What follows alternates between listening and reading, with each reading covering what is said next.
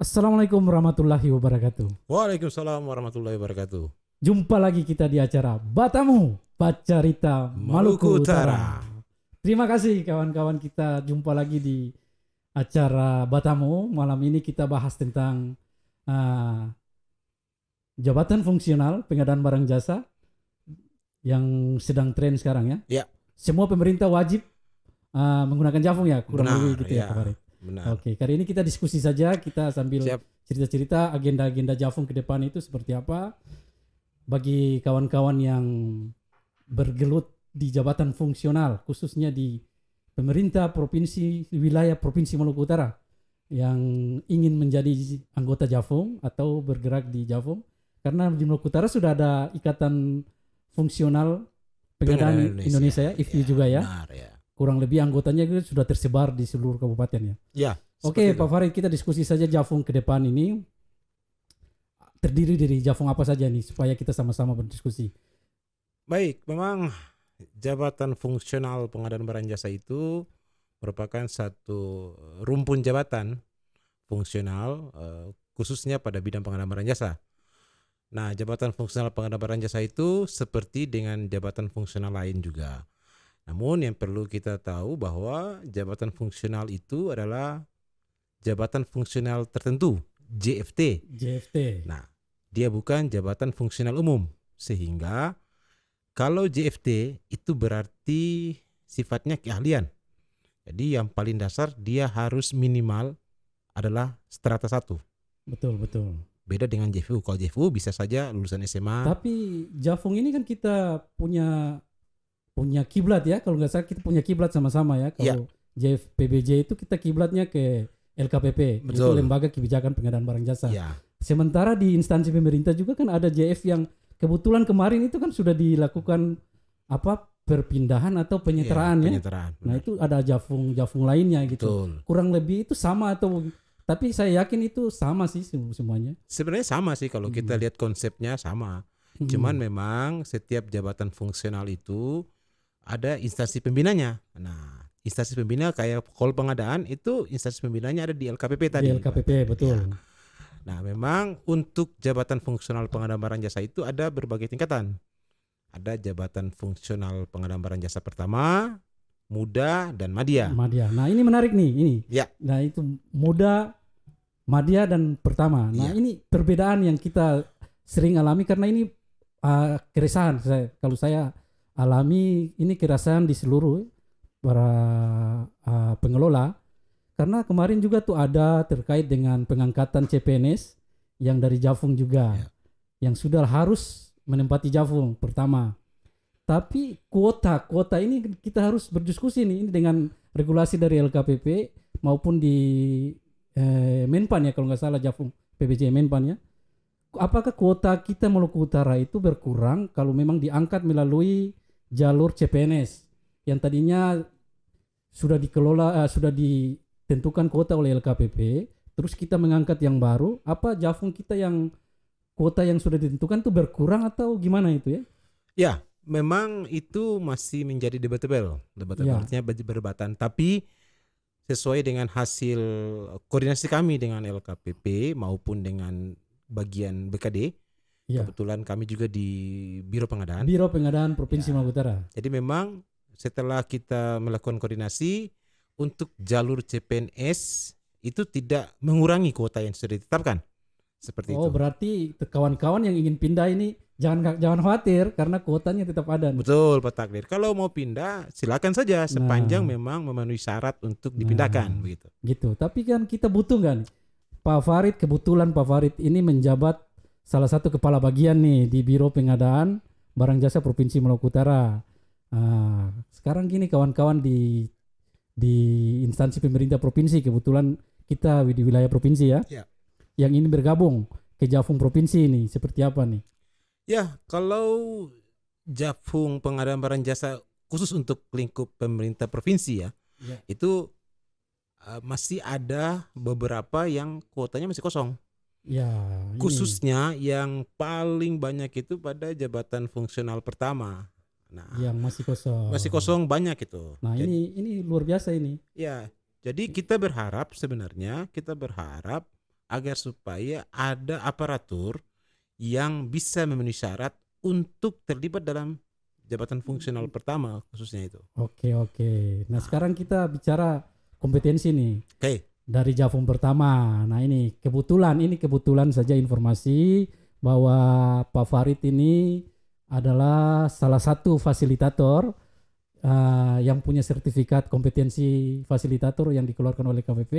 Di sini di Maluku Utara sudah ada Pak Farid, ada saya sendiri dan juga ada beberapa kawan yang lain yang sudah bersertifikat kompetensi sebagai fasilitator PBJ.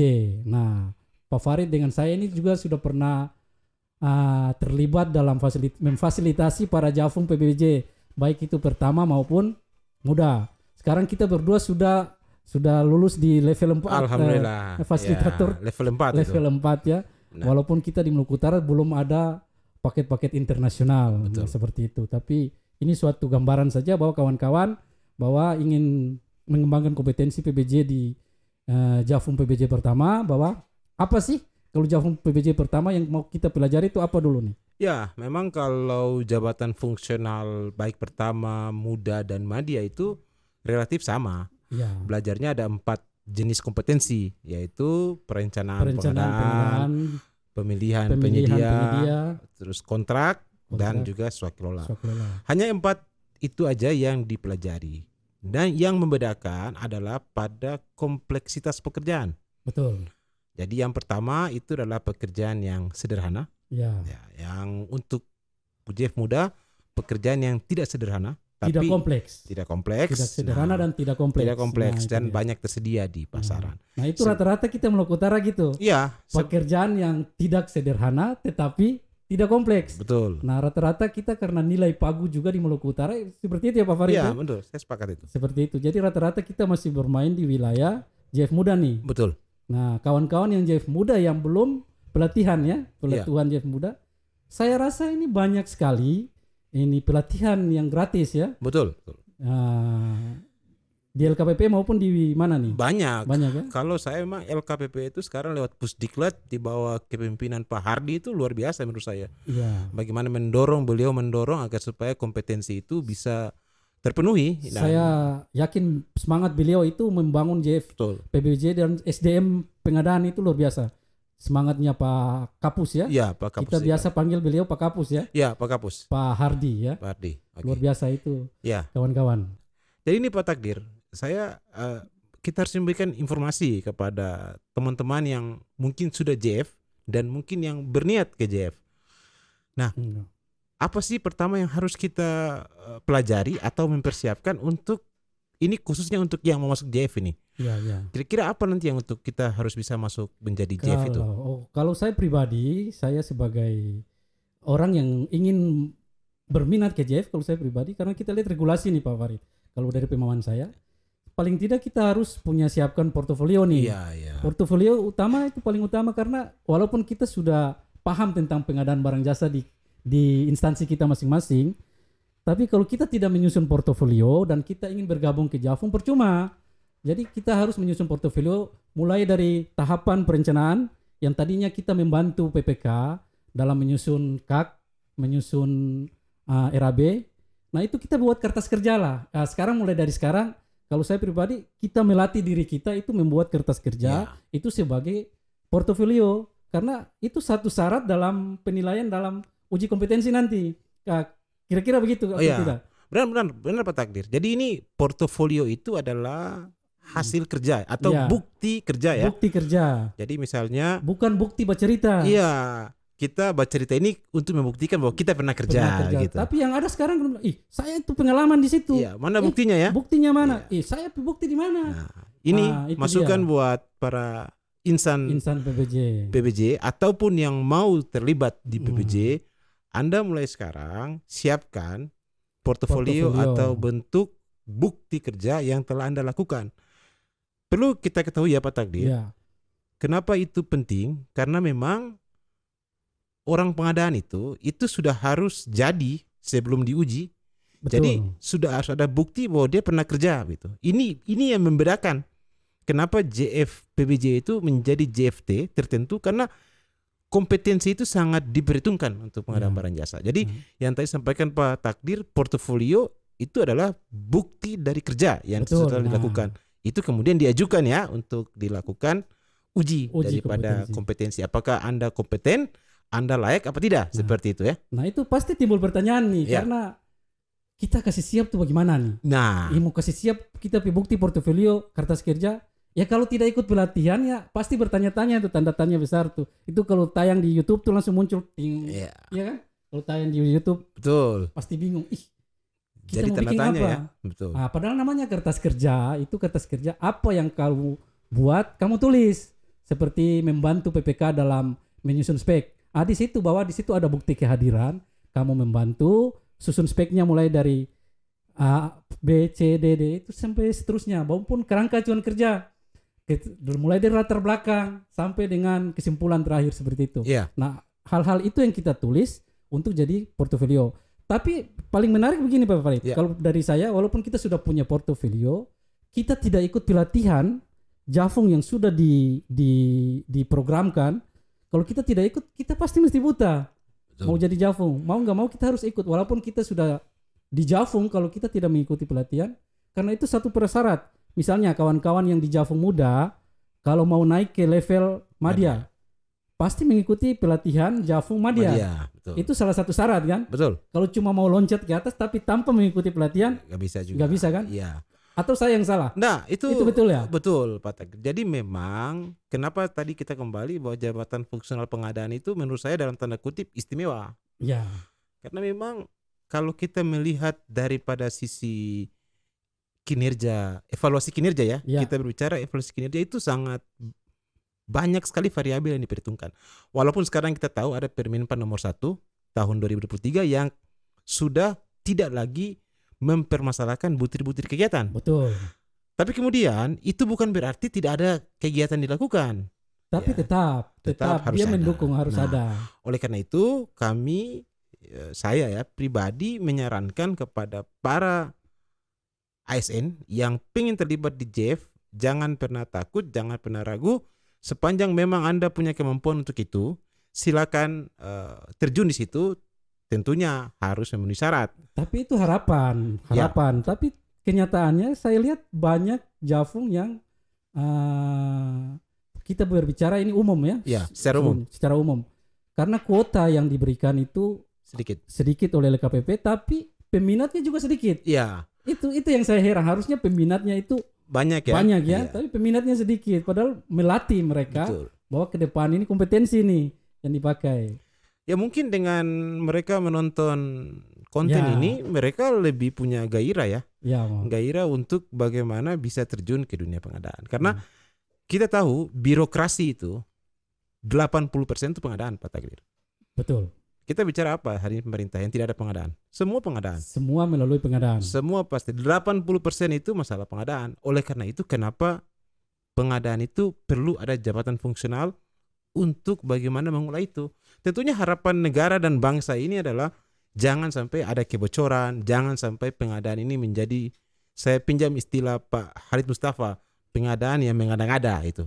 Kita tidak mau seperti itu. Kita mau berharap dengan adanya kompetensi daripada pelaku pengadaan, tentunya tujuan pengadaan dan tujuan bangsa dan negara ini bisa tercapai dan demi kemakmuran bangsa dan negara ini. Oke, kita lanjut kembali Pak Farid. Ya. Yang paling menarik di pelatihan Jafung PBBJ ini itu di tata cara penulisan laporan. Kalau yang saya pernah saya mengajar di Jafung pertama maupun Jafung muda. Itu kita dilatih untuk bagaimana menyusun perencanaan pengadaan, bagaimana melakukan pemilihan penyedia dari semua dokumen-dokumennya, terus bagaimana kita menyusun draft kontrak sampai dengan pelaksanaan kontrak, bahkan di swakelola. Nah, yang paling menarik kalau saya hal-hal kecil di swakelola ini, baik Jafung pertama maupun Jafung muda, itu pelaporannya. Karena di situ kita dilatih membuat laporan swakelola yang tadinya kita asal-asal swakelola itu yang penting ada bukti saja kan. Ternyata kita di Jafung ini melatih bahwa kita menyusun laporan perencanaan, laporan persiapan, laporan pelaksanaan maupun laporan pengawasan. ini yang saya pernah ajari dan bahkan kita pernah menguji ya, Betul. menguji kawan-kawan Jafung di beberapa daerah yang mengikuti pelatihan karena kami diundang LKPP Betul. kalau nggak salah untuk melatih itu. Kira-kira bagaimana hambatan atau ini yang pernah kita berdua kita curhat-curhat lah di sini. Ya, biar ini kita kawan-kawan curhat lah tahu. sebagai gambaran ya, Pak Gambaran Takdir, saja. sebagai gambaran kepada teman-teman. Ya, kebetulan saya dan Pak Takdir juga ini fasilitator sudah mungkin berapa kali ya, banyak ya, dari Ya. tahun 2021, 22 Lumayan lah. ya, alhamdulillah ke 2023 dan di berbagai tempat walaupun sekarang masih pandemi sehingga pembelajarannya secara online. Tapi sebelum ke situ Pak Takdir, saya ingin sampaikan bahwa pembelajaran online itu ternyata efektif juga. Betul. Ya, Itu dan dia. terbukti juga dan kita juga mengalami itu. Nah, kita kembali ke tadi bahwa apa sih sebenarnya yang memang setelah kita pelajari dari 4 jenis kompetensi ini memang dia berbicara pada memang kinerja, Jeff. Bagaimana dari merencanakan, dan kita Melaksanakan. tahu bahwa pengadaan barang jasa itu definisi kalau kita mengacu ke secara tekstual di Perpres 16 Junto 12 itu Dari tahap pelaksanaan Iya, jadi sampai dengan serah ya, terima. dari mulai identifikasi kebutuhan malahan. Kebutuhan. Jadi jangan-jangan kenapa identifikasi kebutuhan jadi bahasa dalam Perpres yang baru? Karena memang ternyata dulu kita tuh masih blur dengan apa itu sebenarnya perencanaan. Ternyata kita lupa, kita tidak melakukan identifikasi kebutuhan. Jangan-jangan sampai identifikasi kebutuhan tidak dilakukan, takutnya nanti ternyata yang kita butuhkan kita nggak tahu itu. Iya, iya. Dan akhirnya kita pengadaannya bukan berdasarkan kebutuhan tapi berdasarkan keinginan. Kemauan. Nah, kemauan dan mungkin keuntungan kalau saya lihat ke situ. Ya, nah itu sehingga kenapa perencanaan itu penting? Ya, karena memang disitulah identifikasi kebutuhan kita bisa mengidentifikasi. Misalnya contoh kecil saja Pak Takdir, contoh sangat kecil dan sangat sederhana adalah misalnya dalam satu OPD atau instansi berapa sih ATK yang dibutuhkan selama setahun? Apa kita pernah lihat berapa sih yang kita butuhkan setahun? Pendekatannya itu pendekatan apa? Nah, itu juga sebenarnya catatan yang paling sederhana. Nah, sehingga kita butuh adalah bagaimana supaya identifikasi kebutuhan itu benar-benar menjawab kebutuhan yang Nah, sebenarnya. itu peran Jafung di situ, Pak Farid. Iya. Peran Jafung di situ kita mengidentifikasi itu betul-betul ini kita mau masuk belanjanya kemana. Iya. Itu kita tentukan di situ. Itu. Jangan sampai sudah mau tender, ternyata ini kita belanja katalog. Nah, Ternyata ini kita PL saja. jadi Pengadaan langsung. contohnya seperti yang sangat sederhana mungkin ya, tadi ATK. Kemudian kita lihat misalnya pengadaan-pengadaan yang lain ya, Iya. laptop atau apapun itu. Nah, oleh karena itu, kenapa perencanaan pengadaan itu menjadi salah satu variabel penting dalam pembelajaran JF? Karena di situ kita melatih bagaimana kita mapping ya atau mengidentifikasi kebutuhan dari sebuah OPD dan dia harus linear atau inline dengan visi misi dari organisasi itu. Nah, yang penting begini Pak Farid. Karena yang kita jelaskan ini secara umum, tapi kawan-kawan kalau mengikuti pelatihan, paling tidak itu menarik, yang paling menarik itu yang selama saya mengajar, itu adalah kita melakukan OJT, on the job training, kurang lebih berapa bulan? 1 bulan ya? Ya, sekarang pembelajarannya standarnya 3 bulan. Standar 3 bulan. Kita OJT kurang lebih berapa bulan? 1 ya? 40 hari. OJT itu sekarang sudah 90 hari Pak Takdir. Yang baru ya, 2023 ya. Nah, sekarang yang baru gitu. Iya. Nah, sekarang kita melakukan OJT. Kawan-kawan, OJT itu berpengaruh untuk pengalaman kawan-kawan. Karena apa yang pernah kita lakukan membantu PPK, membantu PA, ataupun kita terlibat di pokja pengadaan secara langsung maupun pejabat pengadaan, kita melakukan OJT. Apalagi kawan-kawan yang mau ke Jafung nih, atau mau dari Jafung Muda mau ke Madya. Nah, kita OJT itu kita harus melakukan on the job training di instansi kita, ataupun kita pergi ke instansi teknis yang punya pekerjaan-pekerjaan teknis. Nah, di situ kita belajar bagaimana menyusun perencanaan secara teknis sampai dengan serah terima. Kalaupun syukur-syukur kita dilibatkan ya, dilibatkan dari awal. Tapi saya rasa kita terlibatkan karena paket ini 1 tahun anggaran rata-rata. Kalau kita melibatkan diri di dalam perencanaan, takutnya pembelajaran OJT ini sudah terlewat. Iya. Jadi kurang lebih seperti itu. Ya, memang benar OJT itu merupakan satu bentuk praktek ya. Bentuk praktek JF dalam melaksanakan tugas. Memang ada kendala-kendala. Memang kalau kita lihat daripada jenis kompetensi jabatan fungsional pengadaan barang jasa ini, saya sebagai pribadi juga melihat sepakat dengan tadi sampaikan Pak Takdir bahwa swakelola itu ternyata tidak sederhana. Tidak sederhana ya kalau kita lihat swakelola itu banyak sekali administrasi yang sebenarnya saya pernah di waktu pengalaman saya waktu memfasilitasi pembelajaran ada salah satu peserta mengklaim Pak Takdir. Dia komplain. Pak Farid, ini kan swakelola ini kan sebenarnya sederhana, kok kenapa jadi ribet sekali? Saya bilang begini, sebenarnya bukan ribet. Kalau cuma tidak terbiasa. Ya, karena kita tidak membiasakan diri. Ya. Dan kemudian sebenarnya tujuan daripada kenapa banyak administrasi itu sebenarnya ingin agar sisi akuntabilitas daripada pelaksanaan itu memang dapat dipertanggungjawabkan. Ya, kita takutnya jangan sampai swakelola terus ya yang penting ada saja. Ada bukti. Ya, yang penting ada bukti. Padahal sebenarnya bukti kalau ditelusuri lebih lanjut tidak menjawab sebenarnya. Sehingga atau paling bahaya bukti saja tapi tidak buat. Ya itu, nah itu memang sudah sangat berbahaya. Tapi saya yakin di Maluku Utara tidak terjadi seperti itu. Tapi Jadi, jangan sampai potensi itu ada. Potensi tapi kalau itu. untuk sudah terjadi saya pikir tidak. Nah ini Pak Takdir, karena kita bicara swakelola ya, ini sedikit-sedikit saja kita bahas isu-isu aktual. Saat ini itu ada salah satu dinas ya yang seluruh di Indonesia ya saya lihat itu terkait dengan dak bidang pendidikan. Nah ini menarik, ini isu nasional dan ini isu juga di. Nah saya itu kadang-kadang bingung kenapa ini harus dibuat menggunakan swakelola. Padahal ada pihak ketiga. Iya, padahal buktinya pakai pihak ketiga. Iya. Jadi saya mengibaratkan ini swakelola rasa penyedia. Nah, ini sebenarnya yang harus kita berharap kita nanti datangkan yang punya kapasitas untuk bisa mengklarifikasi ini. Ini penting, penting karena ini harus dijawab melalui podcast ini. Iya. Saya rasa melalui podcast ini untuk dijawab karena beberapa kawan-kawan yang kita beri masukan bukan di sini ya, di beberapa tempat mereka menganggap bahwa kami punya aturan oleh peraturan menteri kami bahwa itu diswakelolakan. Tapi ini isu karena ini terkait dengan mekanisme pelaksanaan pekerjaannya. Itu berbeda. Jadi ini harus kita datangkan ahlinya juga. Iya. Jadi memang Pak Takdir saya kilas kita saja. Diskusi tiga arah. Iya, ini kita berharap nanti ada narasumber ya yang bisa mampu menjelaskan secara komprehensif dan memang beliau melaksanakan hal itu. Contohnya ya, saya contohnya begini. Pembangunan sekolah ya menggunakan swakelola. Nah, saya pernah pelaksanaan di lapangan. Iya, ngobrol-ngobrol sama salah satu pelaku pengadaan yang melakukan itu secara swakelola. Saya tanya, kenapa ini swakelola? Mereka mengatakan tadi, Pak Takdir, terkait dengan regulasi. Nah, saya coba penasaran kan, saya membaca.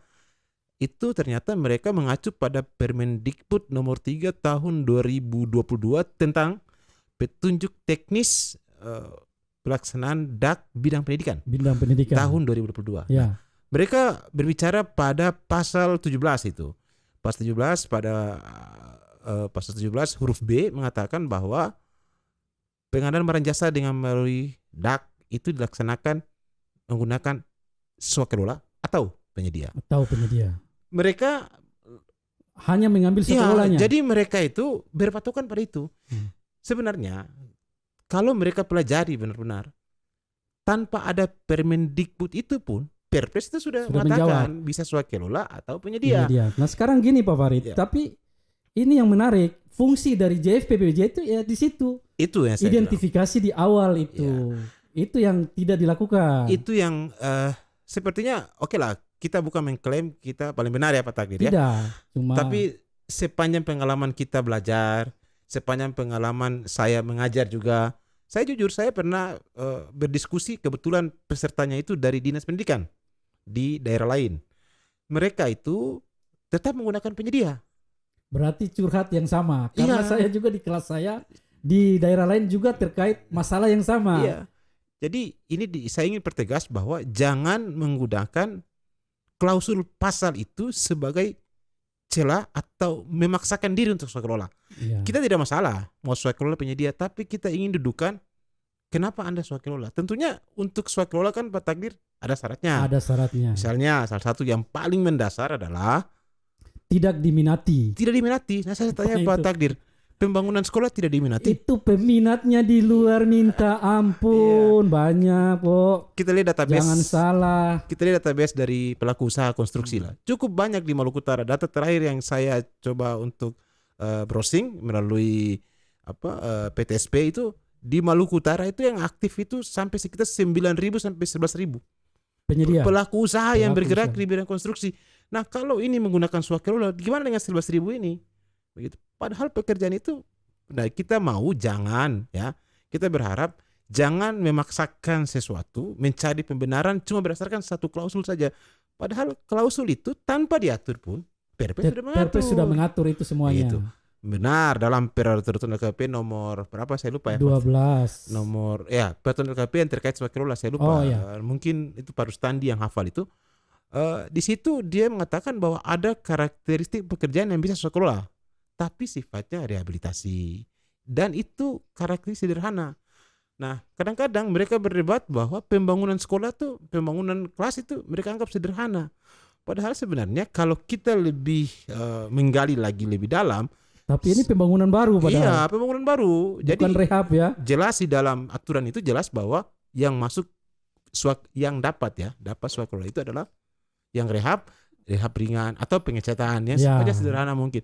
Sekarang kalau mau memaksakan itu untuk dipaksa ke swakelola, menurut saya secara pribadi itu satu hal yang dipaksakan dan itu berpotensi menghilangkan kompetisi yang seharusnya pelaku usaha kecil bisa berkompetisi dan bisa berandil pada pembangunan situ. Nah, Kita jangan menutup itulah. itu dia. Peluang itu sudah tertutup kalau Iya. dengan menggunakan strategi tadi. Iya, Itu dia. jadi saya tuh kadang-kadang juga bingung dengan memilih penyedia. Itu kan kita kembali ke identifikasi kebutuhan. Di awal tadi makanya tadi saya tegaskan identifikasi di awal itu penting Betul. bagi. Jadi kita harus belajar kalau kita mau Iya.